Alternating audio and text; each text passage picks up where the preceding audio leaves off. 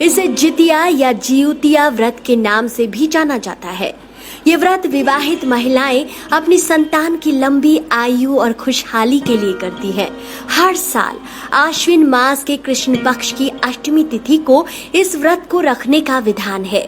पहले दिन नहाए खाए, दूसरे दिन निर्जला व्रत और तीसरे दिन व्रत का पारण किया जाता है। जितिया व्रत 2022 कब है? जीवित पुत्रिका या जितिया का व्रत आश्विन मास के कृष्ण पक्ष की अष्टमी तिथि से लेकर नवमी तिथि तक मनाया जाएगा। इस साल ये व्रत 18 सितंबर की रात से प्रारंभ हो रहा है और 19 सितंबर तक चलेगा। व्रत का पारण 19 सितंबर को किया जाएगा। चलिए अब जान लेते हैं जीवित पुत्रिका व्रत शुभ मुहूर्त। हिंदू पंचांग के अनुसार 17 सितंबर को दोपहर 2:14 पर अष्टमी तिथि प्रारंभ होगी और 18 सितंबर को दोपहर 4:32 पर समाप्त होगी। उदया तिथि के अनुसार जीवित पुत्रिका व्रत 18 सितंबर को रखा जाएगा। 19 सितंबर की सुबह 6:10 के बाद इस व्रत का पारण किया जाएगा। चलिए अब जान लेते हैं जीवित पुत्रिका व्रत की संपूर्ण पूजा विधि। सुबह स्नान करने के बाद व्रती को प्रदोष काल में गाय के गोबर से पूजा स्थल को लीप कर साफ करना होता है। इसके बाद पूजा स्थल के पास एक छोटा सा तालाब बना ले। तालाब के पास पाकड़ की डाल लाकर खड़ा कर दे।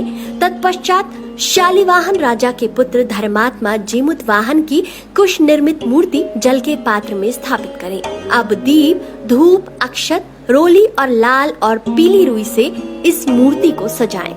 अब उन्हें भोग लगाएं। मिट्टी या गोबर से मादा चील और मादा सियार की प्रतिमा तैयार करें और दोनों को लाल सिंदूर अर्पित करें। अब पुत्र की प्रगति की कामना करें। इसके बाद व्रत कथा अवश्य सुने और सुनाएं। कथा कुछ इस प्रकार से है। कथा अनुसार गंधर्वराज जीमुतवाहन बड़े धर्मात्मा थे।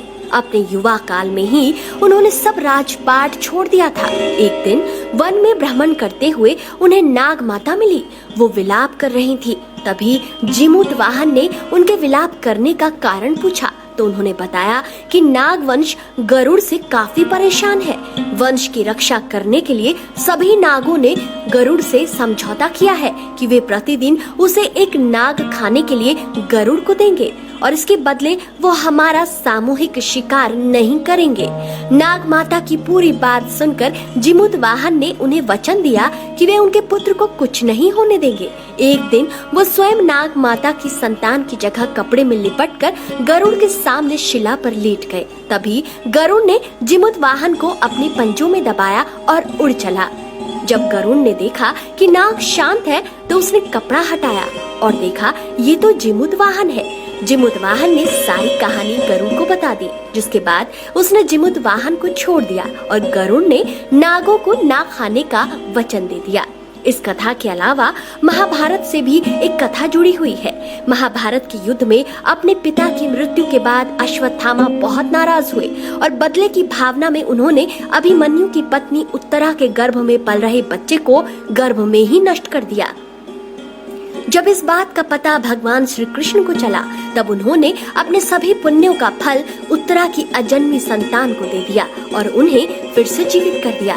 गर्भ में मरकर पुनः जीवित होने के कारण उस बच्चे का नाम जीवित पुत्रिका पड़ा। तब से ही संतान की लंबी उम्र के लिए माएं जितिया का व्रत करती हैं। तो दोस्तों, आपको आज का ये वीडियो कैसा लगा?